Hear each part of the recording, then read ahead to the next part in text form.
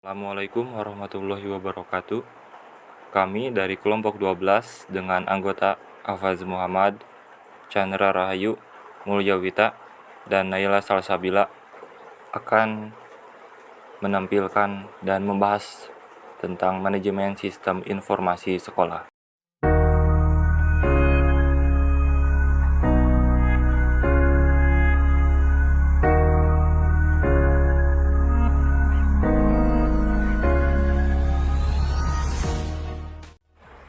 Pemahaman terhadap konsep sistem informasi manajemen atau SIM akan menjadi lebih mudah apabila dapat memahami pengertian data, informasi, dan sistem manajemen. Menurut Gordon B. Davis, informasi adalah data yang telah diolah menjadi suatu bentuk yang penting bagi si penerima dan mempunyai nilai yang nyata yang dapat dirasakan dalam keputusan yang sekarang maupun keputusan yang akan datang. Sedangkan menurutnya, data dapat didefinisikan sebagai fakta mentah atau informasi yang belum diinterpretasikan atau diproses. Data diolah dan diproses sehingga menghasilkan informasi yang berguna bagi si penerima. Pekerjaan sistem informasi manajemen yang utama adalah mengolah data menjadi sebuah informasi. Data harus bersifat otentik untuk dapat digunakan sesuai kebutuhan. Gunanya sebagai fakta pengingat yang dapat digunakan sebagai bukti administratif, bukti hukum, riwayat, bukti dokumentasi, dan sebagainya. Jika dulu data disimpan dalam kertas, maka sekarang telah umum bahwa data disimpan dalam komputer. Data hasil cetakan komputer di atas kertas dapat ditandatangani dengan tinta asli sehingga menjadi data otentik. Untuk keperluan penulisan atau pemasukan data di komputer, maka data dapat dikelompokkan menjadi dua jenis, yaitu data statis dan juga data dinamis. Data statis ini umumnya bersifat tidak berubah atau jarang sekali berubah, seperti identitas nama, kode-kode nomor, dan tanggal lahir. Sedangkan data dinamis seringkali berubah dan melakukan updating atau peremajaan dalam frekuensi yang singkat, agak lama, dan sebagainya sesuai kebutuhan. Contohnya data tabungan, data gaji, data nilai siswa, dan sebagainya. Berdasarkan sifat, data dibagi menjadi dua, yaitu kuantitatif yang merupakan data yang berisi hitungan bilangan seperti 5 ekor, 1.000 rupiah, 50%, dan lain-lain. Dan yang kedua ada data kualitatif. Data ini dapat diukur dengan kata-kata bernilai seperti banyak, kecil, besar, rendah, dan lain-lain. Berdasarkan sumber, data dikelompokkan menjadi dua, yaitu data internal dan data eksternal. Data internal berasal dari dalam organisasi itu sendiri, baik dari pusat maupun cabang organisasi seperti data karyawan dan sebagainya. Dan data eksternal berasal dari luar organisasi seperti data publik, atau contohnya data sensus, statistik, dan lain-lain. Berdasarkan isinya, data dapat dikelompokkan menjadi catatan kegiatan, hasil penelitian, data lingkungan, dan data peraturan. Secara dasar, data merupakan bahan mentah yang harus diolah dan perlu dihubungkan untuk menjadi berguna. Untuk menjadi berguna, operasi dasar diperlukan untuk mengolah data. Ada 10 operasi dasar yang penting dalam sistem informasi. Di antaranya, 1. Capturing, yaitu pencatatan data dari suatu peristiwa atau kejadian. 2. Verifying, yaitu pemeriksaan, pengecekan, atau pengesahan data untuk menjamin agar data tersebut dapat diperoleh dan dicatat secara cermat. Yang ketiga, ada classifying, yaitu menempatkan unsur-unsur data dalam kategori khusus. 4. Ada penyortiran, yaitu menempatkan unsur-unsur data dalam suatu rangkaian urutan khusus atau rangkaian yang telah ditentukan sebelumnya. Yang kelima ada summarizing, yaitu menggabungkan atau mengumpulkan unsur-unsur data dalam salah satu dari dua cara. Misalnya, pertama secara matematika, kemudian mengurangi secara logika. Yang keenam, calculating, yaitu penanganan data secara ilmu hitung dan atau logika. Yang ketujuh, storing, yaitu menempatkan data ke dalam suatu media penyimpanan seperti kertas, mikrofilm, dan yang lainnya, di mana data dapat dipelihara untuk pemasukan dan pengambilan kembali apabila diperlukan. Yang ke-8 ada retrieving, yaitu pencarian sampai ketemu dan mendapatkan tambahan bagi unsur-unsur data khusus dari media di mana unsur-unsur data tersebut disimpan. Yang ke-9 ada reproduksi, yaitu memperbanyak data dari satu media ke media yang lainnya atau dalam kedudukan yang lain dalam media yang sama. Yang ke-10 atau yang terakhir ada disseminating communication, yaitu penyebaran dan pemindahan data dari satu tempat ke tempat lainnya.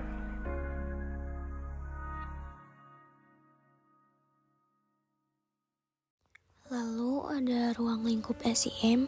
Keterpaduan informasi merupakan hasil yang diharapkan dari upaya pengembangan sistem informasi. Oleh karena itu, perlu lebih dahulu dikemukakan beberapa pengertian dan asas-asas yang sesuai dengan lingkup kerja seluruh unit organisasi. Ruang lingkup SIM akan lebih mudah dimengerti bila setiap bagian istilah didefinisikan, S sebagai sistem, I sebagai informasi, dan M sebagai manajemen.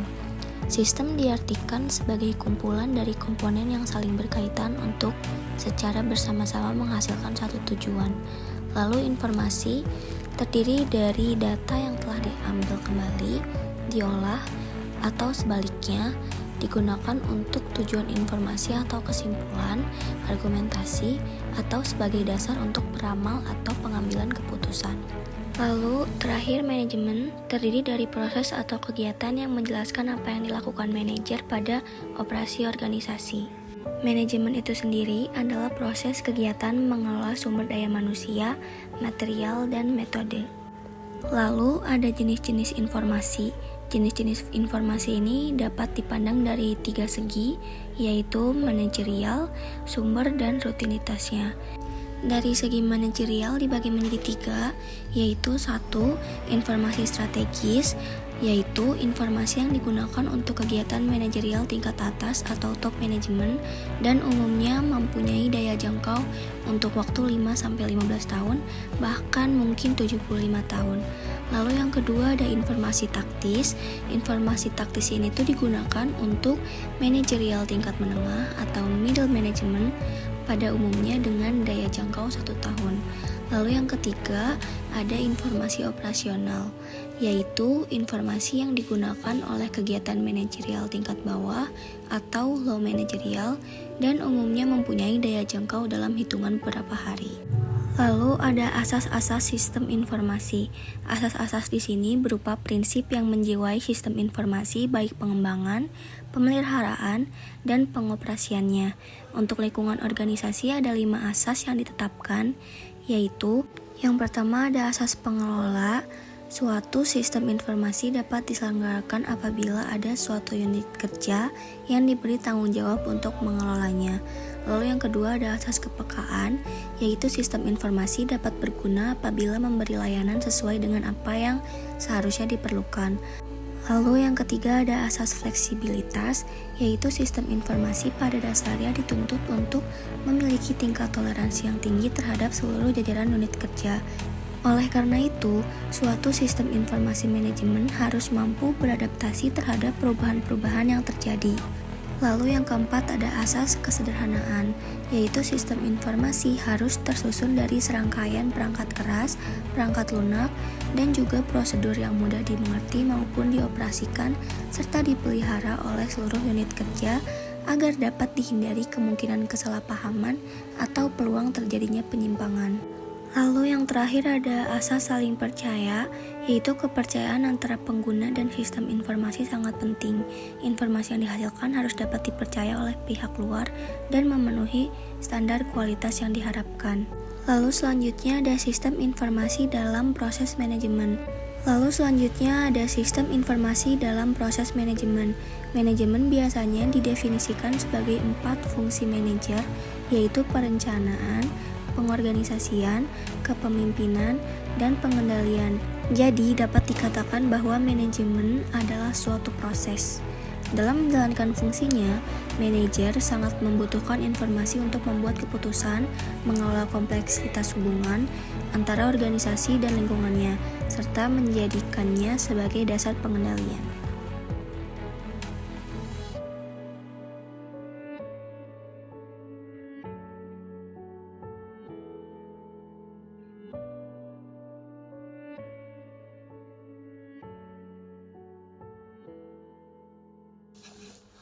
Komponen-komponen sistem informasi manajemen dan manfaat manajemen sistem informasi sekolah.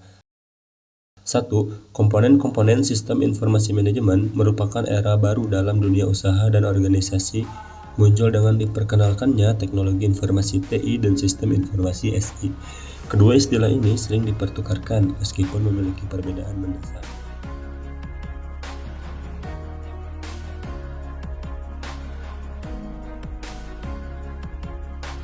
Salah satu perbedaannya yaitu SI dapat dilihat sebagai permintaan dari masyarakat industri, sedangkan TI merupakan jawaban dari industri dalam bentuk perangkat keras dan perangkat lunak.